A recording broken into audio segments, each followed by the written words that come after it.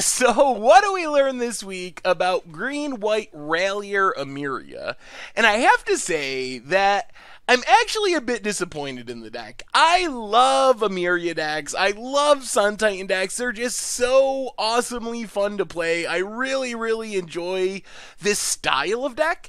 But overall, this deck just didn't feel good. Our record, we were 2-3, which isn't good, obviously, but it's not horrible. It's not like Mono Blue Mill or Kobolds and Vintage or any of those like super horrible janky things. But it's not great.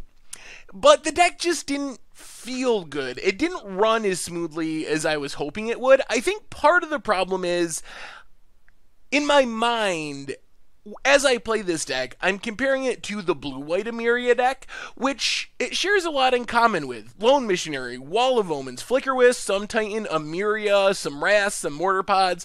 There's a lot of things that this deck shares with that deck.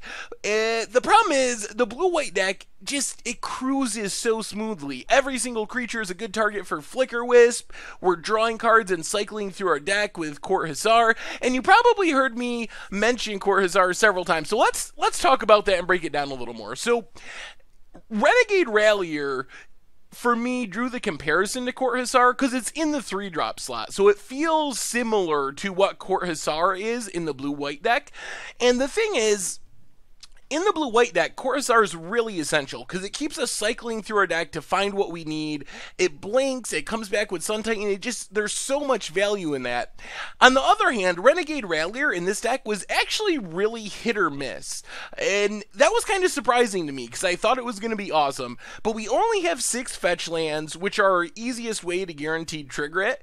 We also just have some random stuff like a Selfless Spirit. It's obviously awesome if we are comboing with Sakura Tribe Elder and like sack an Elder, ramp, play a Rallier, get back an Elder, ramp again. When we do stuff like that, it feels insane, but there were so many times where we didn't have anything to get back in our graveyard, we didn't have any way to get back Revolt, and as we had a Renegade Rallier in our hand, I was just thinking, man, if this was a Court Hussar, we'd probably be winning this game. We'd be able to dig for a Wrath, or dig for a blocker, or a Path to Exile, or something that would help save us, and Renegade Rallier just didn't really do that for us. So it can create a ton of value when things are going really well, but it felt like things didn't go well as often as I would have liked them to for the Renegade Rallier to really be good. So I think for me, the biggest reason this deck felt clunky is because some of the things just don't line up well. There's kind of 2 different packages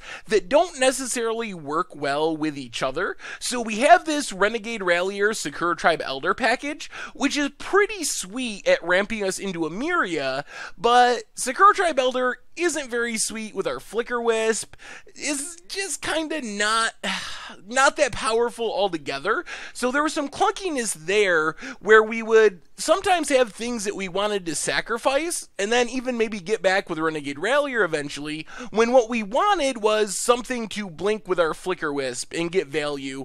Eternal Witness, we had a really hard time casting and just finding enough green sources to have double green a lot of the time, which was another issue.